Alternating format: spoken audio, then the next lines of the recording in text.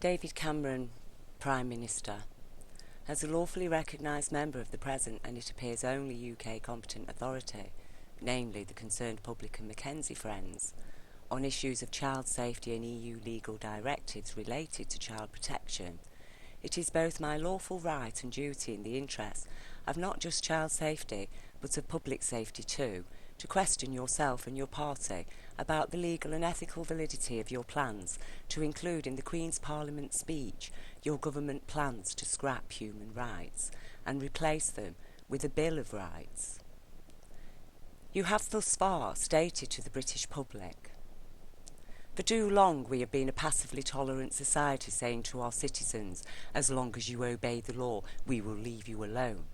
It's often meant we have stood neutral between different values, and that's helped foster a narrative extremism and grievance. This government will conclusively turn the page on this failed approach. And other parties might be wary of causing offence or being criticised by those who see every single measure as an affront to their civil liberties. But obviously not yourself and members of the Conservative Party. You claim to be left physically sick at the thought of prisoners being permitted the right to vote, and you are using this and issues around illegal immigrants to justify your Bill of Rights. Amnesty's Kate Allen says, how can the Prime Minister call on the likes of Hong Kong and Afghanistan to respect human rights when he is busy dismantling them at home? Human rights should not be dragged into Britain's internal debate on Europe. The potential consequences are dire. The UK is saying to the rest of the world, pick and choose your human rights. The likes of Belarus, Russia, Iran, China, Sri Lanka, Syria and Zimbabwe will be watching with interest. What your Bill of Rights will consist of is as yet unclear, as unlike our human rights, your Bill of Rights has been written in secrecy and has yet to be revealed. Unlike our human rights, which reflect the voice of British and global citizens and their human needs, your Bill of Rights will undoubtedly reflect the voice of a minority of British citizens and satisfy only their needs at the expense of the subsequently disenfranchised national and international public. Certainly your war against the poor and the removal of legal aid leave us in no doubt that your Bill of Rights will equate essentially to a no money, no legal rights system of power. A system where many are left vulnerable to incrimination on suspicion of being a non-violent terrorist, or else jailed for being homeless, as already is a legal reality in many states of America. Since loss of our human rights leaves the public majority vulnerable to unlawful incrimination via a system of power that seeks to control and deny human and even animal rights, we cannot fail to note the possibilities of an insidious and corrupted power gaining permanent control of our nation simply through denying ever-increasing numbers among their electorate even their right to vote. The danger is as real as the factory prisons you have openly planned, and indeed, perhaps this is why G4S is buying properties all over Britain to run as children's homes. When we witness the foundations you have already laid, only fools could claim our concerns and suspicions to be a conspiracy theory. There is no theory around the fact that you have permitted privatised services to profit directly through denying British people their legal entitlements to benefits and to the cost of an estimated 60,000 lives, with a large proportion of those driven to suicide. In such circumstances of being left homeless, jobless and without benefits directly through government economic policy, which basically robs the lawful poor to feed the criminal rich, all deaths directly related to that economic policy amount to at worst murder and at least criminal manslaughter. In truth, and according to our human rights, your economic policy is not a policy, it is a system of economic terrorism. This is what Francesca Klug of the London School of Economics and Political Science had to say. Today, the Prime Minister repeated a commitment first made to his party in 2006 to repeal the UK's Human Rights Act and replace it with the so-called British Bill of Rights. Until now, there has never been speculation. There has been speculation over what such a Bill of Rights might consist of and how it might differ from the HRA. In his conference speech, Chris Grayling, the Justice Secretary, promised to provide more details shortly. But the PM today has made crystal clear that the purpose of this punitive British Bill of Rights is to avoid compliance with European Convention on Human Rights. Considering your previous record proves that a Conservative government is capable of utterly ignoring the public's human rights, even as EU citizens, the present legalities of actually scrapping those rights is actually just a formality. The truth is, most British citizens are barely, if at all, benefiting from their human rights anyway, since accessing those rights without money or legal aid is virtually impossible unless one is a prisoner or an illegal immigrant, in which case international bodies have jurisdiction and power to demand their rights are respected. It is this denial of access to legal powers that can be counted on to uphold human rights that has left the most vulnerable citizens of Britain, and especially children, defenceless against authority ignorance of their human and legal rights. A prime example of authority negligence in addressing crimes of every kind against children in particular is what is now referred to as the Hampstead case, where many serious crimes of abuse against multiple children, and include a murder of trafficked babies via multiple professionals employed as police, social workers and CAFCAS officers among others, were simply dismissed as incredible and to this day remain largely uninvestigated. Considering the UN Child Protection Report specifically warned Britain only a couple of months before the Hampstead children's allegations in 2014 about the existence of paedophile professionals involved in baby trafficking, and with hundreds of those babies being murdered in ritual sacrifice, we, the public and Mackenzie Friends, remain deeply disturbed, not just by the lack of prompt investigation into those allegations, but about the immense and continuing risk to not just children among the British public, but also children abroad. The Hampstead case exposes many failings among British authorities upholding of either law or human rights, and reveals also the reality of associated risk concerning the public inability to promptly and efficiently benefit from crimes being addressed. In this case, a concerned mother was forced to issue a public appeal, and in that very process broke the secrecy rules of the family courts, for which there is a statutory penalty of between 3 months to 7 years imprisonment. So deeply concerned are we regarding the levels of authority negligence around the issue of child protection, we have reported their collective crimes to the London Metropolitan Police.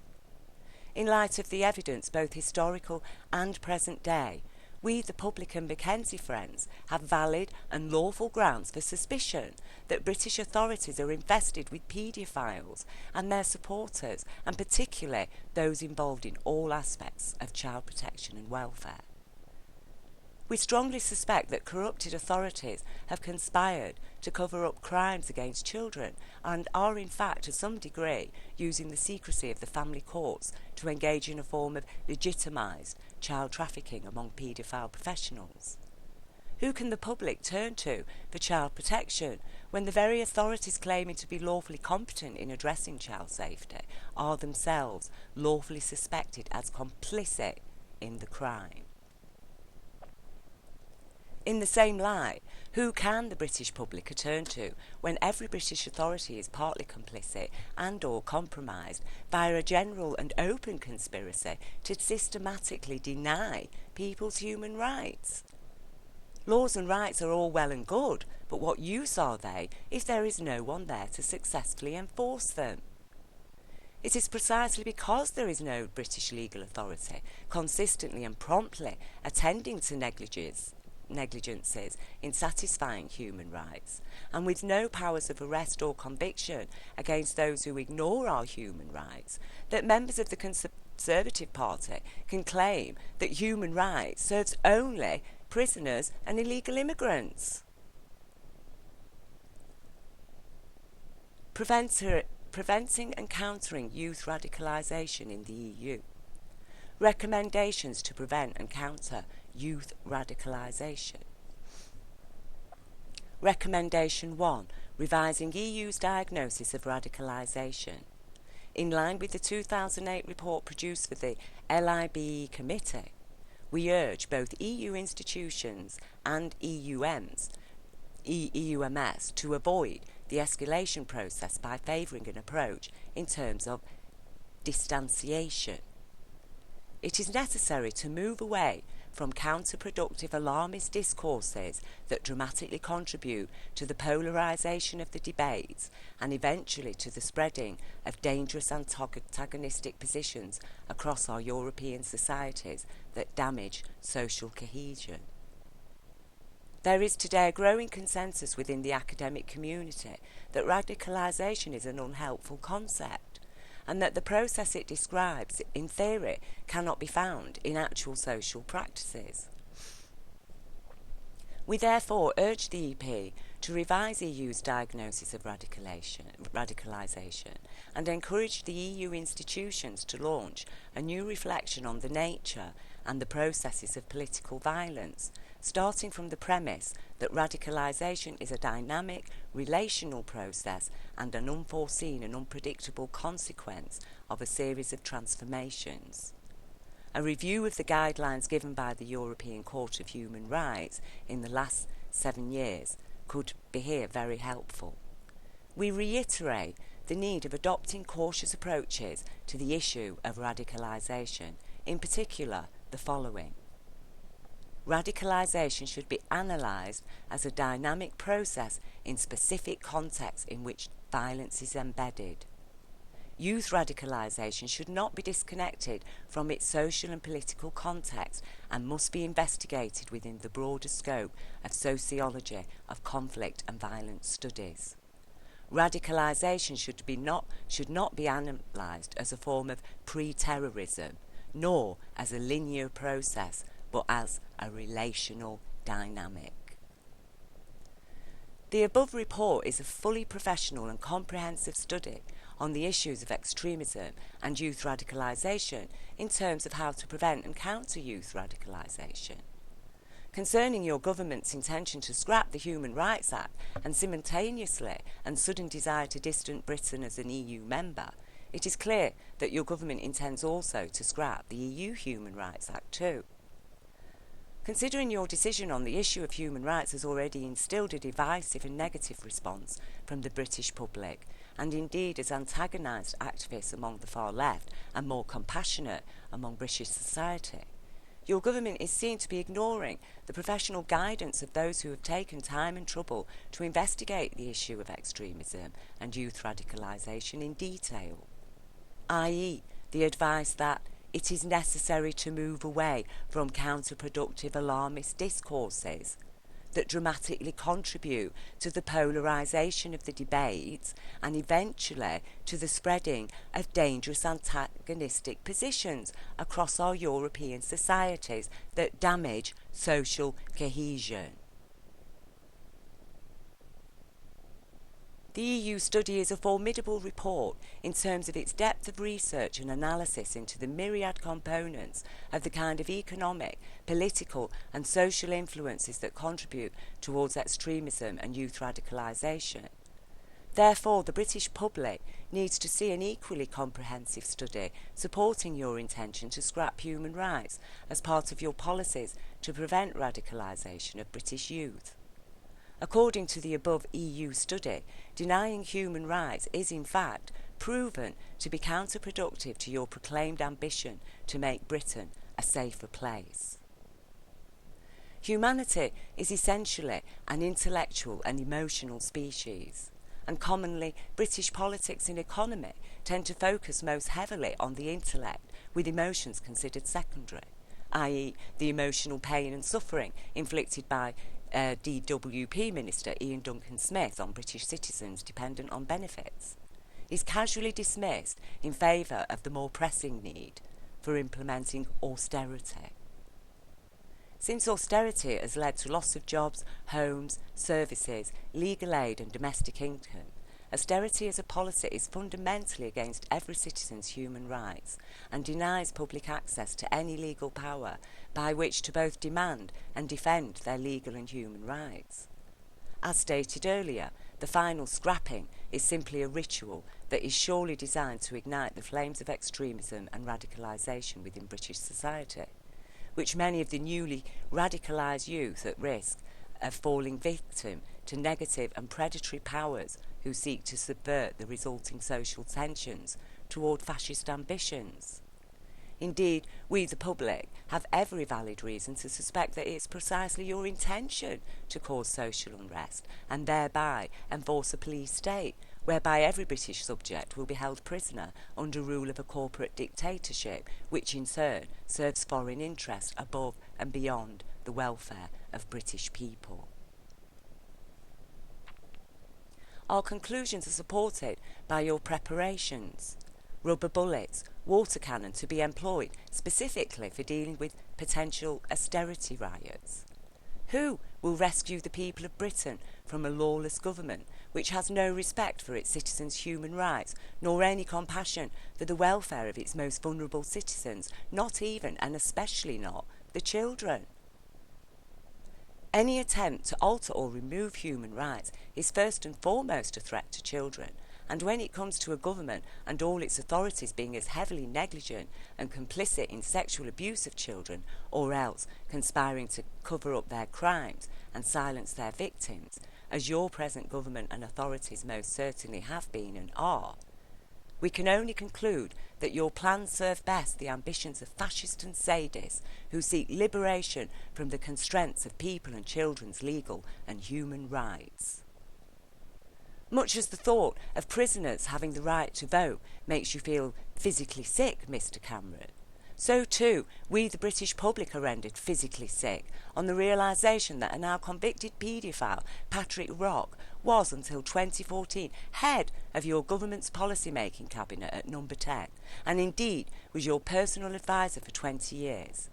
It is even more sickening to then find evidence implicating yourself in a high-profile paedophile cover-up during your time at Carlton TV.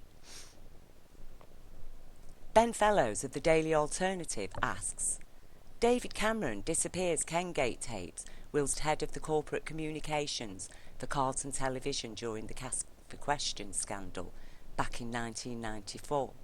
Will he be above the law as well? The police confirmed that Ian Greer, along with Carlton Television, conspired to cover up the Cash for Questions scandal for John Major's government back in 1994.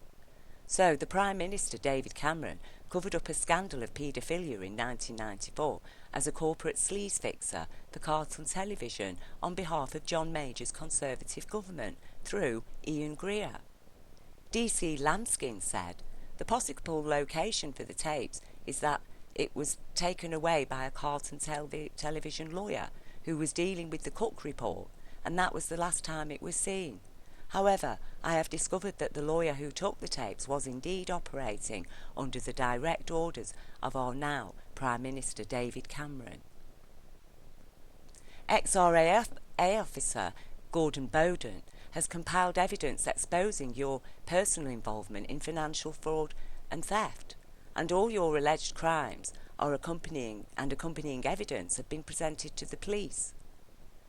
Reporting the biggest fraud, theft and money laundering scam in UK history, involving Prime Ministers, MPs, members of the House of Lords in virtual oil, gas and mining companies which are used as vehicles to extract trillions of pounds of UK taxpayers' money into offshore accounts across the globe.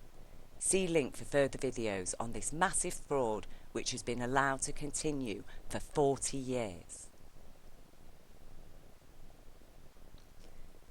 Is all of the above a complete fabrication, Mr. Cameron? You have just re-entered office as Britain's Prime Minister, and considering the immense importance and magnitude of your powers as government leader in our House of Commons, we the public conclude that in view of our lawful suspicions inasmuch as they are grounded in good faith of the factual evidence, and taking into consideration that your senior adviser, the aforementioned Patrick Ross, is himself a paedophile, and also your services to Margaret Thatcher, who is also strongly implicated in covering up paedophiles within her own cabinet and at Westminster, we have a lawful duty to acknowledge the high-level risk your government and all authorities in your service pose in terms of their collective threat to all British children. According to EU and UN child protection directives, our lawful suspicions and accumulated evidence are legally an unacceptable level of risk to children, and one which demands immediate legal redress and police action. Human Rights and the former Attorney General, Dominic Grieve QC, have warned that if the UK effectively defies Strasbourg rulings, respect for the law will be undermined across Europe. Do you wish to ignite a civil war in Britain? Or is your plan to throw the whole of Europe into turmoil? We ask these questions because we have a democratic right to ask those questions, a right your government wishes to deny.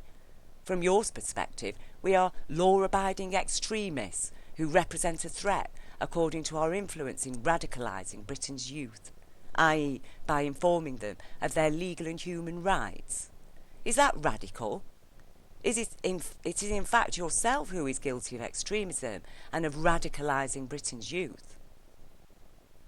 Article 30 Human Rights Act. Nothing in this declaration may be interpreted as implying for any state, group or person any right to engage in any activity or to perform any act aimed at the destruction of any of the rights and freedoms set forth herein.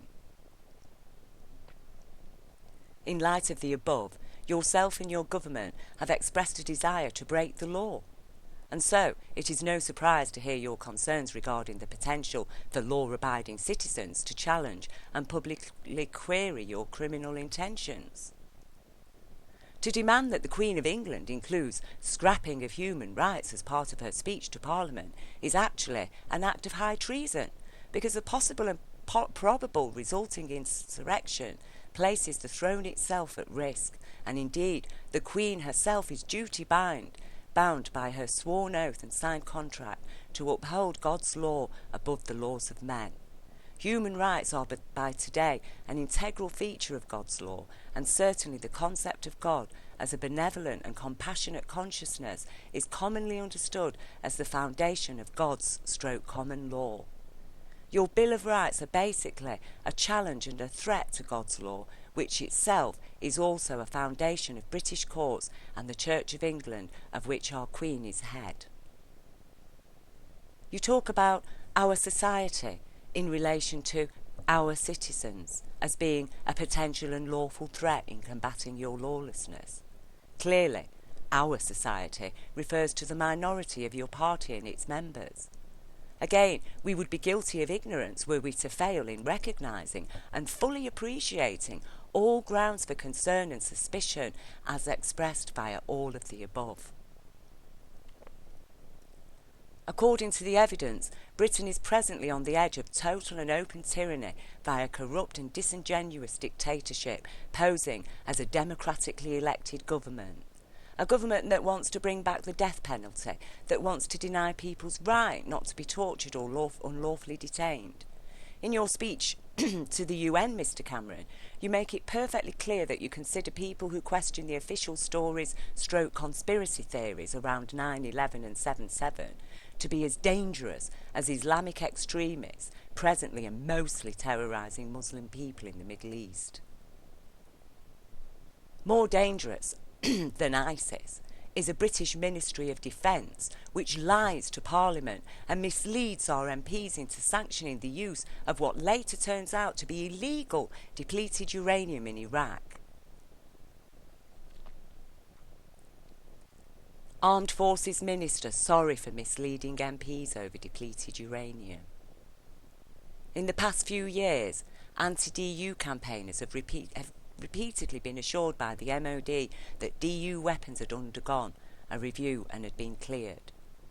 More recently, on 10th of October 2011, Harvey wrote to the Labour MP Katie Clark saying that the conclusions of the original legal weapons review on Charm 3 are extant and that DU can be used within weapons. But when Clark then asked to see the review, Harvey said it did not actually exist. A subsequent search of departmental records has failed to find any such review, he told her on 26th of October. Though incorrect, the statement in my letter was made in good faith on advice of officials, and I apologise for the error. The impact of depleted uranium on the people and children of Iraq is reported to be worse than the fallout of 2 atomic bombs unleashed on Japan after World War II. Toxic legacy of US assault on Fallujah worse than Hiroshima. The study, entitled Cancer, Infant Mortality and Birth Sex Ratio in Fallujah, Iraq, 2005 to 2009, is by Dr. Busby, Malak Hamdan and Entasar Arabi, and concludes that the anecdotal evidence of a sharp rise in cancer and congenital birth defects is correct. Infant mortality was found to be 80 per 1,000 births, compared to 19 in Egypt and 17 in Jordan and 9.7 in Kuwait. The report says that the types of cancer are similar to that in the Hiroshima survivors who were exposed to iodine radiation from the bomb and uranium in the fallout. Researchers found that a 38-fold increase in leukemia, a 10-fold increase in female breast cancer, and significant increases in lymphoma and brain tumours in adults. At Hiroshima, survivors showed a 17-fold increase in leukemia. But in Fallujah, Dr. Busby says what is striking is not only the greater prevalence of cancer, but the speed with which it was affecting people. Considering your present stance on promising to deny the human rights of even your own electorate, it is likely that your government will be doing very little to address Parliament and the MOD's crimes against humanity.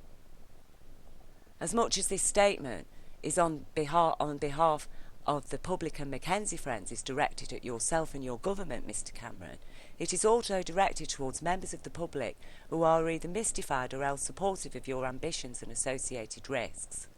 In particular, we appeal to the professional people of Britain to lend their support and powers toward confronting and eradicating those risks in a lawful and peaceful manner, whereby the children of Britain will not find themselves vulnerable amid social chaos and/or the resulting and inevitable police state.